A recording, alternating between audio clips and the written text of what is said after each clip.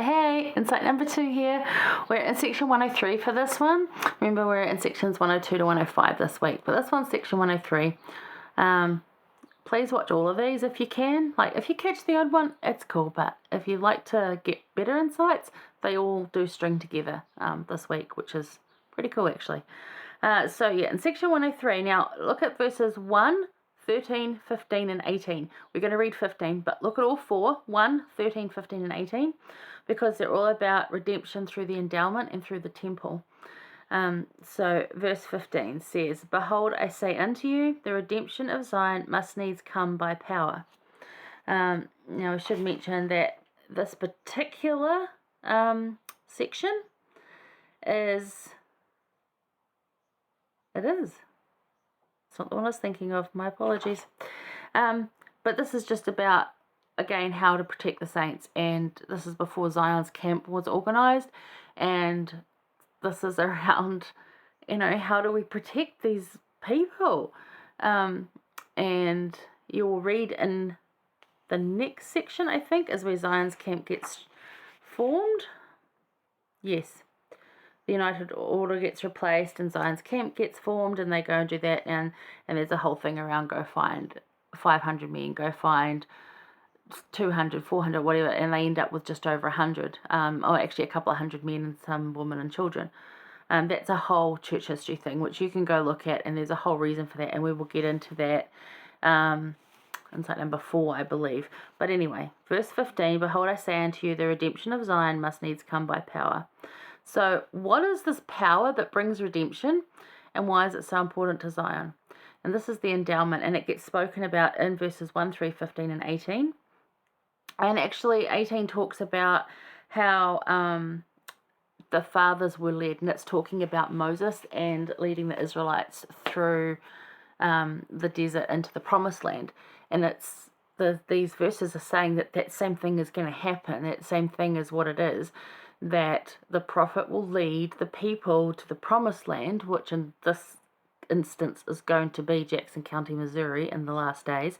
Not yet, but in the last days. But that it needs to have this endowment, this redemptive power of the endowment. So why is it so important?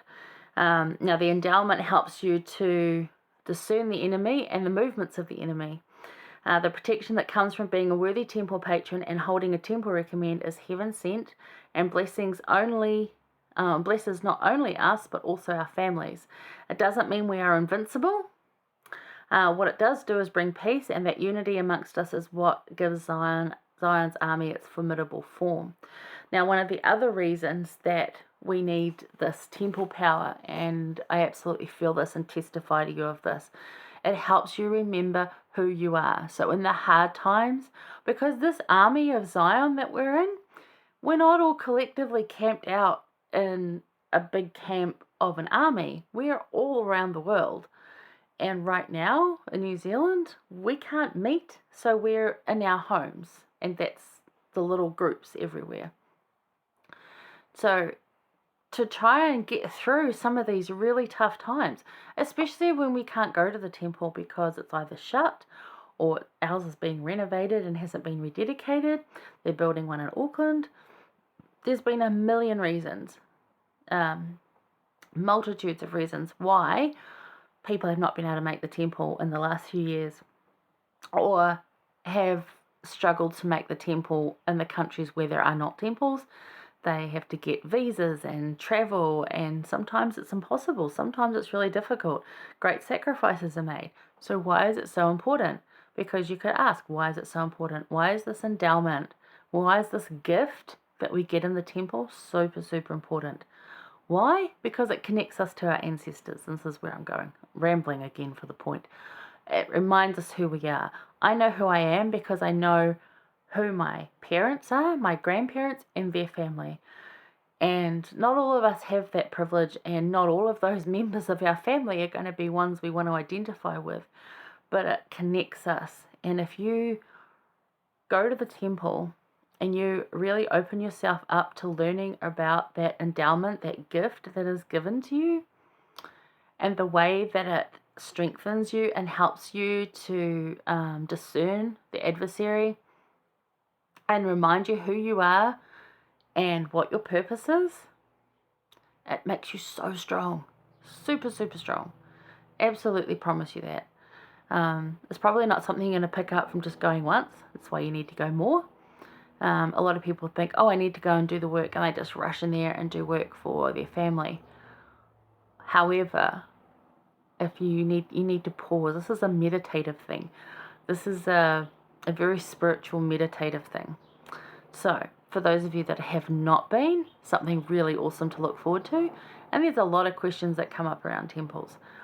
But I do promise you that that endowment, that gift that you get given, just really helps you be stronger, focus, if you let it in. Because a lot of people don't let it in. You got to really let it in. Yeah, anyway. So that's my thoughts on that. But anyway.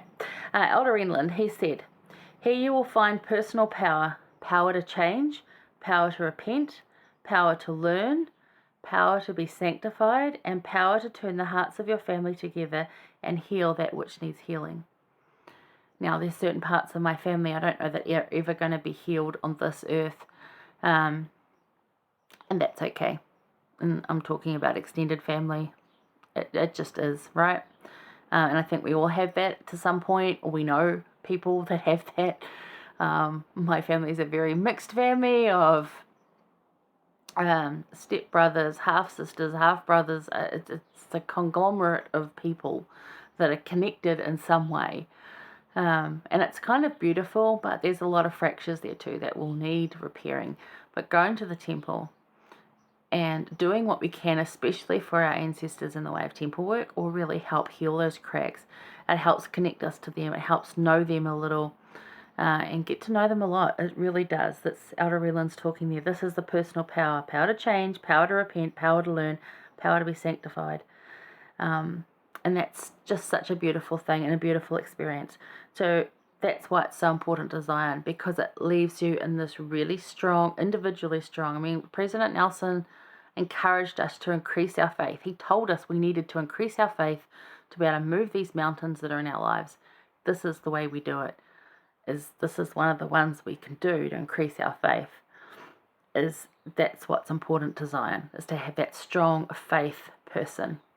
And the temple endowment, that temple gift, beautiful.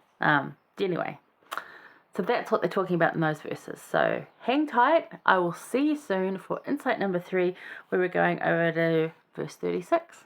Okay, see you there.